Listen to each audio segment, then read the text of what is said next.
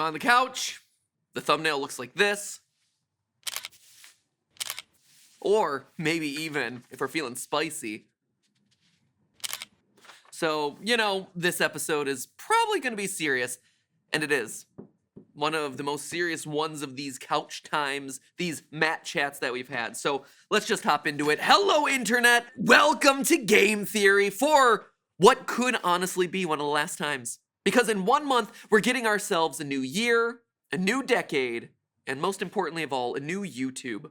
One that threatens to wipe out huge chunks of content and content creators that you know and love and have been watching since you were young. Especially the ones that you've been watching since you were young.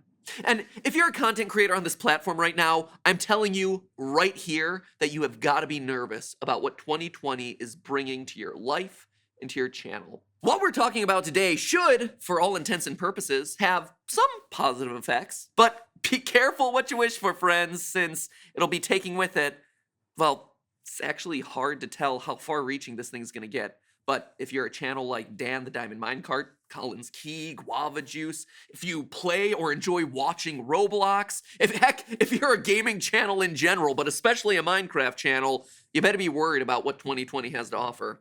The YouTube animation community, finally back and thriving after years of struggling to find a foothold on this platform, they're at risk. Heck, after surviving years of press outlets trying to take them down, it might even be the thing to finally sink the captain of the old 9-year-old army over there, PewDiePie. And I'm not calling out any of these channels without reason. They need, and we all need, to be aware of what's coming, and we need to start talking about it. We as content creators need to start telling our stories. Heck, we might even need to be changing our content. And most importantly, we need to spread awareness of this massive sledgehammer that's going to be hitting our channels and, more importantly, our communities in literally 1 month. And it's time that we break the silence about the impact it's going to have here on YouTube. I wish that what I was talking about right now were funny or clickbait in some way, but it's not a joke and it's not a play for views. It's the fallout of a recent settlement between the FTC and YouTube about what content is and isn't allowed to have advertisements on the platform.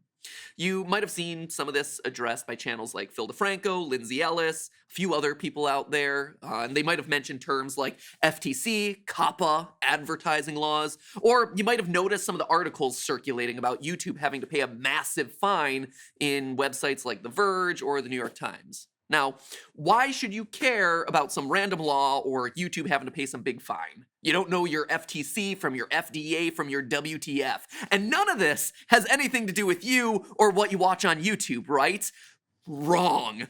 But to understand why YouTube channels might be disappearing, or at the very least, their content might be changing substantially from what you've grown accustomed to, we have to look at what's been happening over the last couple years on YouTube first. Clearly, YouTube over the last 2 years has been really working to navigate the tricky waters of kids' content. It really began back in 2017 with ElsaGate, where YouTube suddenly came under fire for the sheer volume of adults choosing to dress up in Spider-Man costumes in their spare time and then chase around the frozen Princess Elsa for about 15 minutes, uploading it onto the platform and profiting.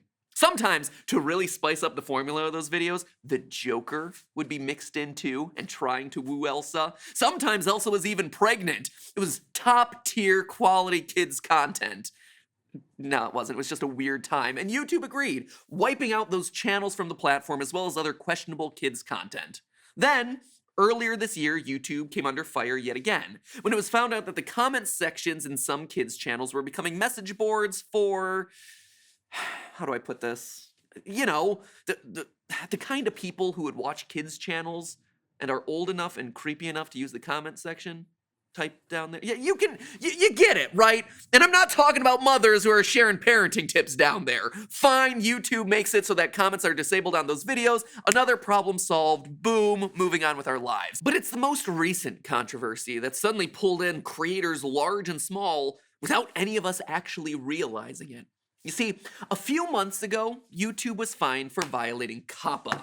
That's these guys right here. The Children's Online Privacy and Protection Act, which was established way back in the aught days of 1998, back when the internet really started to take hold and kids realized that it was the cool place to be. Well, during that time, advertisers also realized that it was the cool place to be because, quite frankly, it was a place that they could market lots of stuff to gullible kids. So COPPA was put in place to keep children's websites from collecting data about kids under 13 without their parents' permission.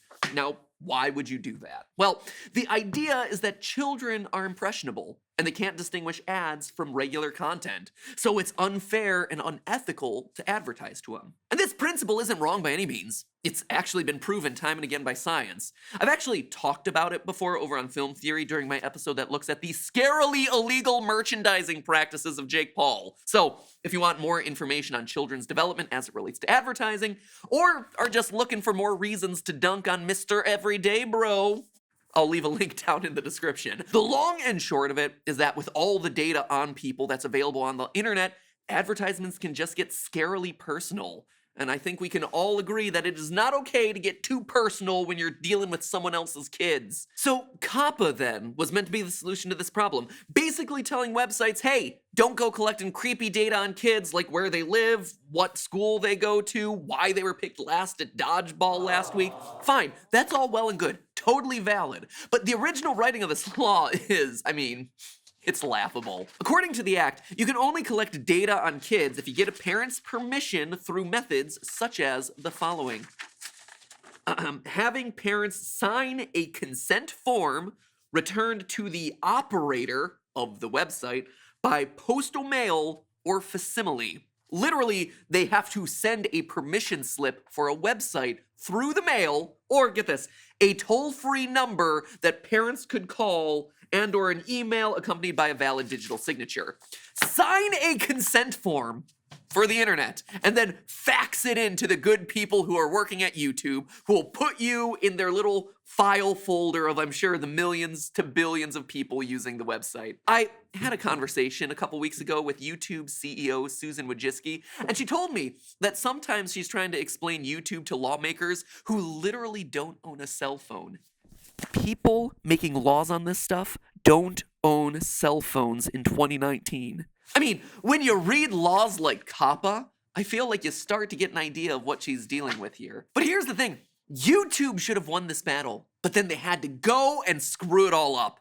You see, technically speaking, YouTube has been COPPA compliant for years. YouTube is a PG-13 platform.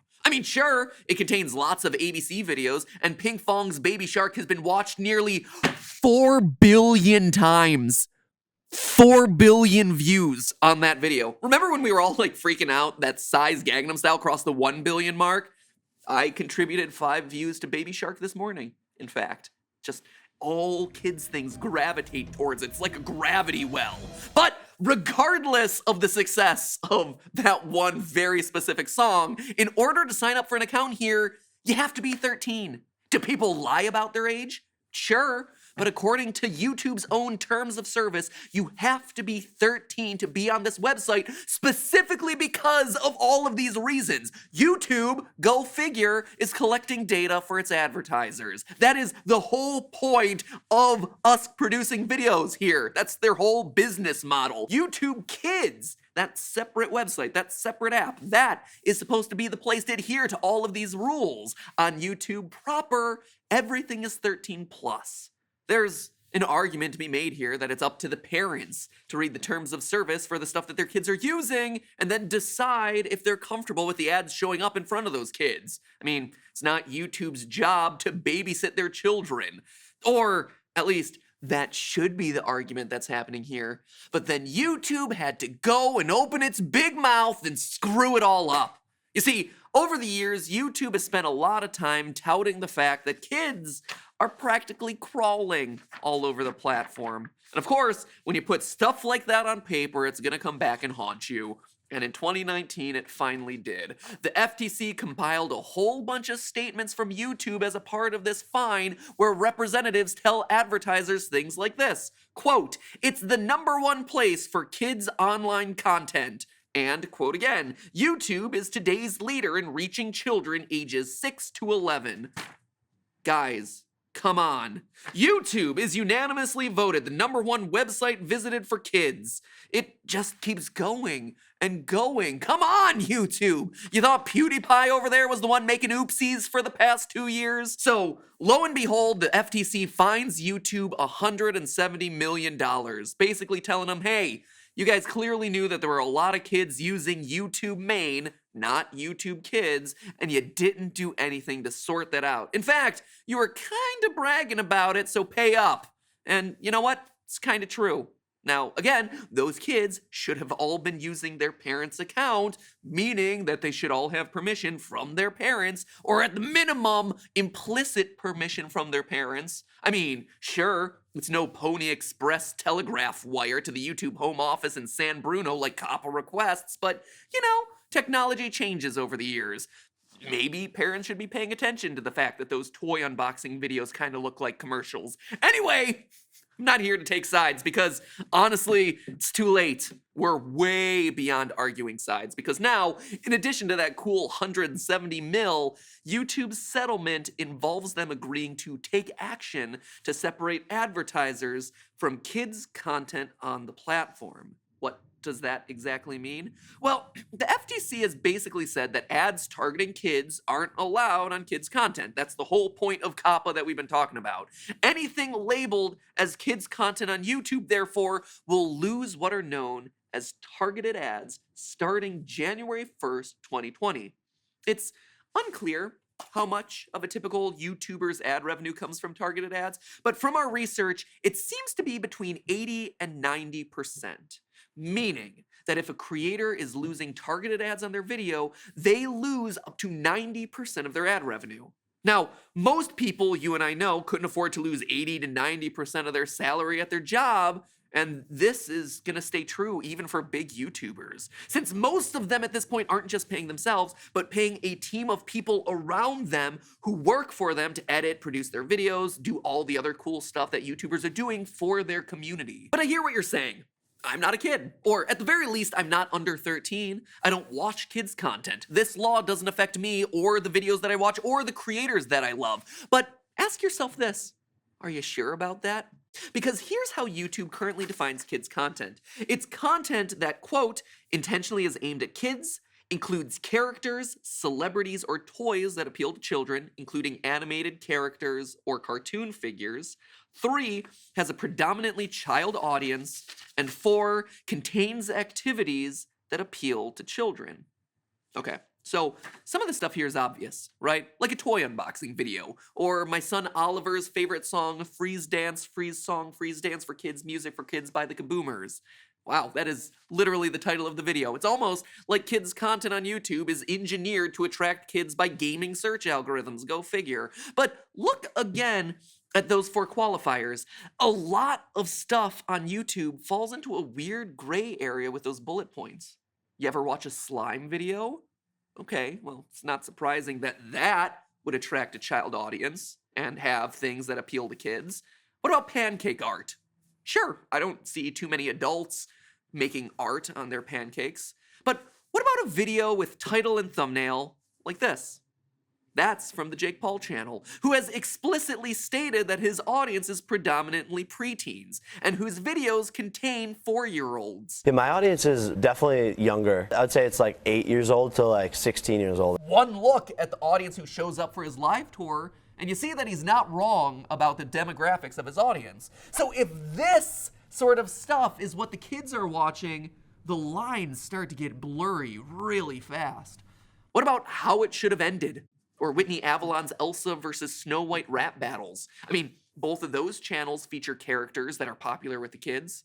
What about the animated storytellers of YouTube? Those characters are fun, and they're cute, and they're approachable, and they're appealing, and they're telling funny stories that relate to all ages, but definitely to kids under 13. How about a little bit closer to home, here on this channel in the gaming space? Roblox? Yeah, that one's gonna take a big hit, but how about Minecraft? Like a channel who does in-game builds or uses characters to tell storylines. Minecraft is obviously a game we understand that's for all ages, but a lot of children play it.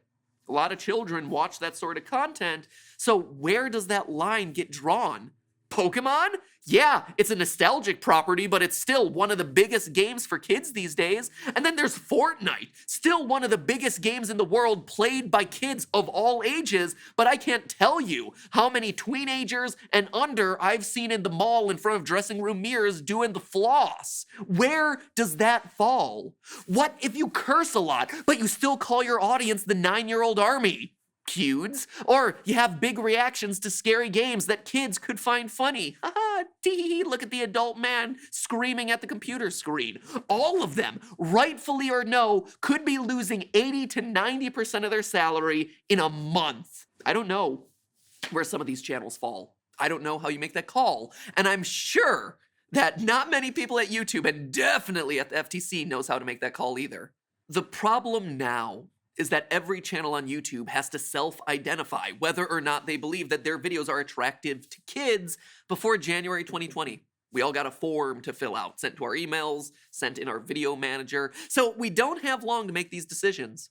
And real talk, even for me, who has always intended this channel to be a high school and up channel, where we talk about things like astrophysics or cyber hacking or the DSM-5 and abnormal psychology, I feel nervous about this, right? Because we talk about Pokemon and Minecraft and Nintendo properties, stuff that kids like to watch. YouTubers who exist in this weird gray area have even started talking about adding a string of expletives to the beginning of every one of their videos to help solidify the fact that their video is indeed intended for adults. That is how uncertain the YouTube community is feeling about this. The irony of the whole thing is that just a few months ago, I was talking about how YouTube was killing gaming, or more accurately, how brand safety was killing gaming. How games like Mortal Kombat and Call of Duty will struggle to survive in a system that, because of advertiser fears, limits the visibility of those sorts of videos. They're violent, they're too edgy. And that was actually confirmed by Susan in her interview with me. We realized that simulated violence and game violence is very different, of course, than real violence. Yeah. And so we're actually going to be separating them. But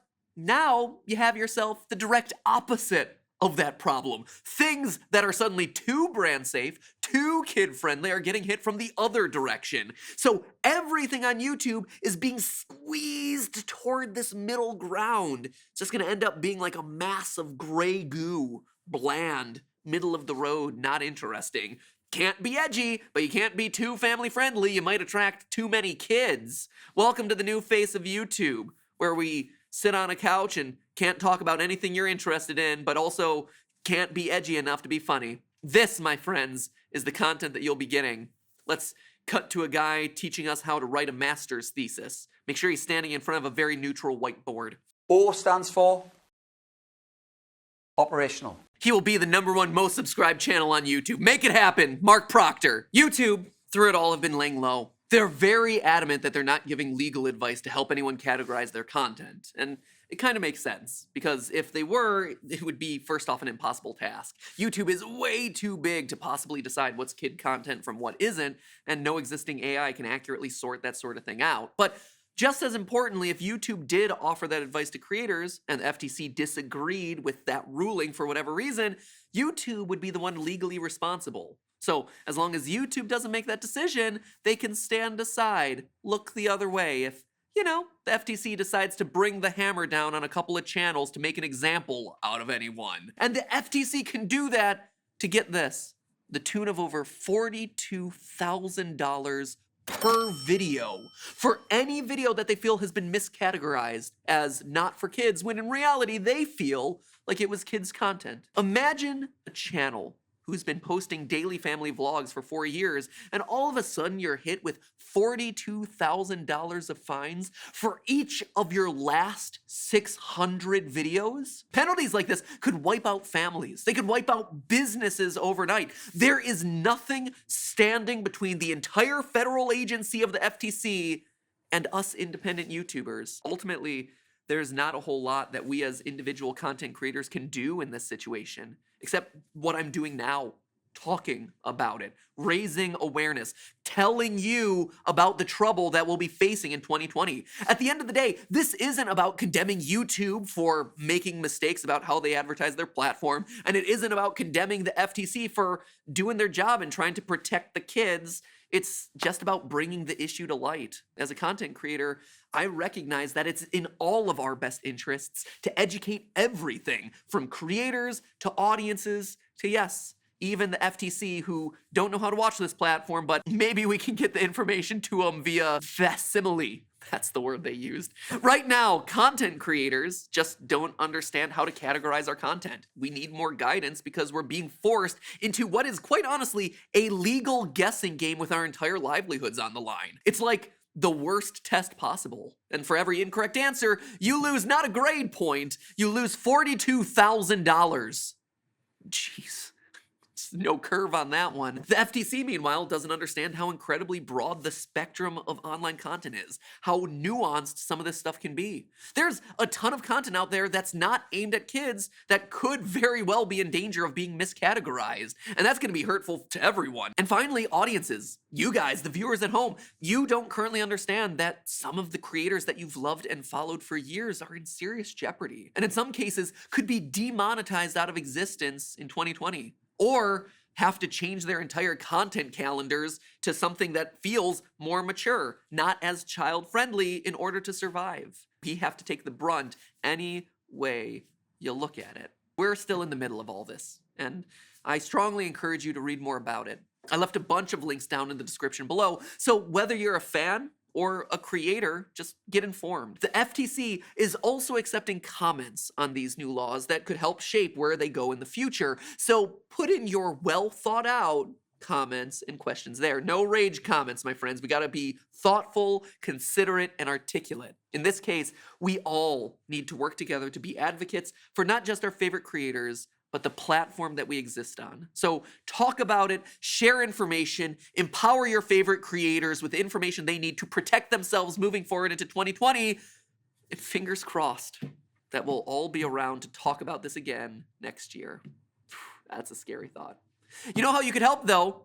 By buying our merch! Holiday Theory Wear. Rulings that threaten the future of this channel? Worst present ever. Getting cool new merch while helping support us into the new year? Best present ever. So screw Kappa while getting yourself some Tappa, the line merch for this holiday season. It's available right below this video in that handy dandy merch shelf that you see down there. We've got everything this year, from a Game Theory Switch case. Yeah, we made a Nintendo Switch case. To what is my new favorite shirt to wear literally everywhere, the Game Theory Hype Jersey. It's loose with thumb holes, even has a cute little detail like this. It's just one little dot in this overall pattern, but I think it's so cute. Little details like that that make me be like, ooh, I'm so proud of this. You want to be comfy and cozy this winter? Snuggle up by pairing that Hype Jersey with our black and green lounge pants. Perfect for binge watching Netflix or episodes of Game Theory. Or do you plan on braving the weather, heading out into the cold? Well, I got you covered there too. Check out this flight jacket. It's one part hoodie and one part windbreaker. It's even got patches that you can swap around with your friends. The story behind this item is that we actually heard from some of you that you get made fun of for wearing YouTuber merch. First off, that sucks. Screw whoever's doing that to you. They're probably sad and lonely and depressed, and just remember you'll probably be their boss one day. Secondly though, if you do want to still wear your Theorist Pride and Stealth mode, well, the flight jacket's got you covered. You just take the patches off. Or if you want it to be a Game Theory X Markiplier piece of merch, well, you'll have the Game Theory patch and you'll just have to make a Markiplier patch. Or Odd Ones Out, or whatever. It can be a YouTuber celebration jacket. Who knows? But enough about that. You know what else I heard from some of you? That sometimes you don't like a certain theory. Well, you can do what Stephanie did during the merch shoot and hit me with a box, or you can take it out on the Matt Pat collectible tumbler. Extra thick along the bottom so it rocks back and forth. It's like the modern day bobblehead. There's more too in this collection, like like a t-shirt, a new hoodie dress, an ugly Christmas sweater for all your holiday parties, all of which are available right now. Just click on the merch shelf below this video or go to creatorinc.com. Forget Black Friday, make it Black and Fierest Green Friday. Quantities are limited though, so once they're gone, they're gone. And